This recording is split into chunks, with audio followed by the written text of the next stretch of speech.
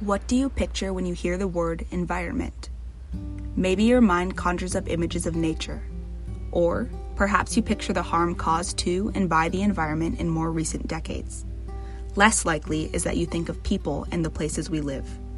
As one of the largest cities in the United States, Chicago is home to many green spaces, unifying wild and urban life into one environment. Unfortunately, access to these green spaces is not equal across the city. Less wealthy, less white communities typically see fewer green spaces, less tree cover, and greater proximity to pollution in their neighborhoods. These factors create an environment that is unhealthy for people and wildlife alike. Claudia, the founder of the environmental justice organization Women for Green Spaces in Chicago's Pilsen neighborhood, has noticed many of these injustices in her community. We see in other Black or people of color neighborhoods, they are not designed for people to have these green spaces that they need. In some neighborhoods with a lot of pollution, a lot of lead, and a lot of other heavy metals on the soil, but also in the air. So this means that it's not very healthy for people to live here. This means that it's not very healthy for children especially.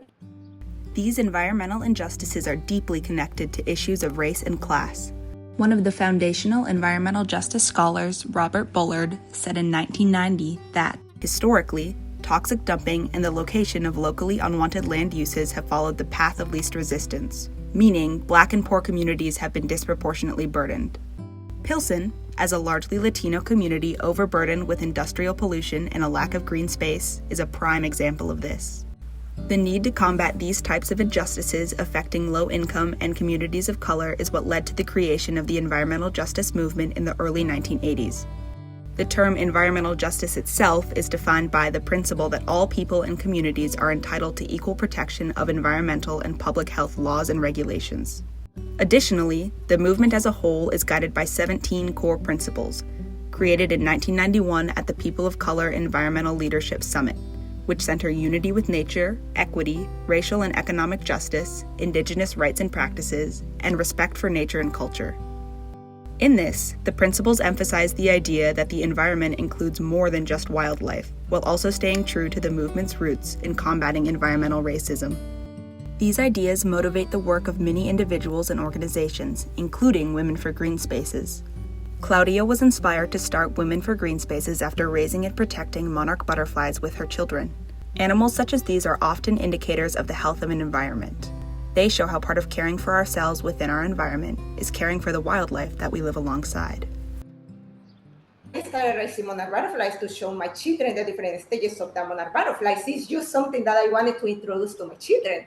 It was I bringing them together to see the beauty of the butterflies, the beauty of the monarch butterflies. So I realized that it's not just the monarch butterfly that exists. There are so many other butterflies. So I started remember my childhood when we used to have all these beautiful creatures everywhere.